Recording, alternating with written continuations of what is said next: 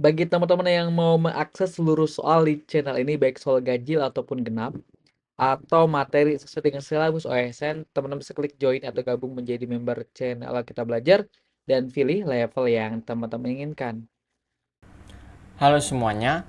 Nah, selamat datang di channel Ayo Kita Belajar. Pada video kali ini, saya akan mencoba untuk membahas OSNK IPS SD tahun 2025 untuk soal nomor 1. Nah, seperti apa soal nomor 1 ini? Mari kita langsung saja lihat ya. Perhatikan pernyataan berikut. Nah, ini ada 5 pernyataan ya. Yang pertama itu terjadinya kemiskinan di daerah pedesaan.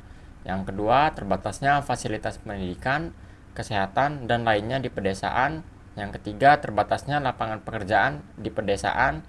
Yang keempat, terjadinya kesenjangan tempat tinggal. Yang kelima, lengkapnya fasilitas pendidikan, kesehatan, dan lainnya di kota.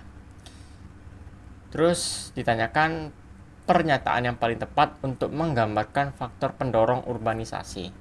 Nah, kita harus tahu dulu ya, faktor pendorong itu apa sih yang dimaksud? Karena di sini ada dua faktor ya. Jadi kita bahas dulu mengenai faktor pendorongnya ya. Nah, jadi faktor pendorong terjadinya urbanisasi itu adalah alasan-alasan yang membuat orang itu ingin meninggalkan daerah asalnya. Dalam konteks soal ini, itu adalah desa asalnya, daerah asalnya adalah desa. Nah, biasanya itu bersifat negatif atau kekurangan. Jadi kalau kita lihat pernyataannya itu yang menjelek-jelekkan daerah asal atau kekurangannya itu akan eh, langsung bisa kita simpulkan adalah faktor pendorong. Yang kedua itu adalah faktor penarik ya. Nah, jadi faktor penarik ini hal-hal yang membuat orang tertarik datang ke daerah tujuannya. Dalam konteks ini urbanisasinya dari desa ke kota, berarti tujuannya adalah kota. Nah, biasanya itu bersifat positif atau yang bisa menonjolkan kota itu ya, keunggulan dari kota. Nah, gitu ya. Jadi kita coba lihat dulu pernyataan mana yang termasuk faktor pendorong dan faktor penarik ya. Yang satu, terjadinya kemiskinan di daerah pedesaan. Nah, karena urbanisasi ini dia dari desa ke kota ya. Nah, kita lihat terjadinya kemiskinan ini adalah kekurangan dari daerah pedesaan atau hal-hal negatif ya kan sifatnya. Karena adanya kemiskinan maka faktor pendorongnya ini ya. Nah, ini termasuk faktor pendorong karena adanya kemiskinan. Ada alasan buat pindah gitu ya. Nah, terus yang kedua, terbatasnya fasilitas pendidikan, kesehatan, dan lainnya di pedesaan. Nah, ini juga termasuk faktor pendorong karena dia dibilangnya terbatasnya ya fasilitas di desa. Sehingga ini faktor pendorong karena ini kan sifatnya negatif untuk daerah asalnya ya. Terus yang ketiga, terbatasnya lapangan pekerjaan di pedesaan. Nah, ini juga ya.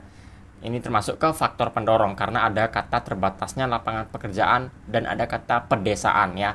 Nah, ini kan masuknya sifat negatif dari pedesaan itu sehingga punya alasan untuk pindah ke kota gitu ya.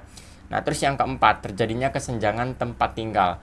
Nah, ini tuh sebenarnya dampak sosial ya. Ya, dampak sosial dari bukan termasuk ke faktor pendorongnya. Jadi ini bukan faktor pendorong melainkan dampak dari adanya ini ya, adanya ekonomi yang ketimpangan. Jadi nggak cuman fokusnya itu bukan di pedesaan, bukan tentang urbanisasi ya. Nah, terus yang kelima, lengkapnya fasilitas pendidikan, kesehatan, dan lainnya di kota. Nah, ini kalau kita lihat dia itu ini ya, mengunggulkan daerah tujuannya yaitu kota. Kenapa bisa mengunggulkan atau bersifat positif? Nah, ini karena ada kata lengkap ya, fasilitasnya lengkap dan ada kata kota tujuannya atau daerah tujuannya yaitu kota. Sehingga ini faktor penarik ya. Nah, terus kalau kita lihat yang termasuk faktor pendorong berarti satu, 2, dan 3 ya. Nah, jawaban yang tepat adalah opsi A.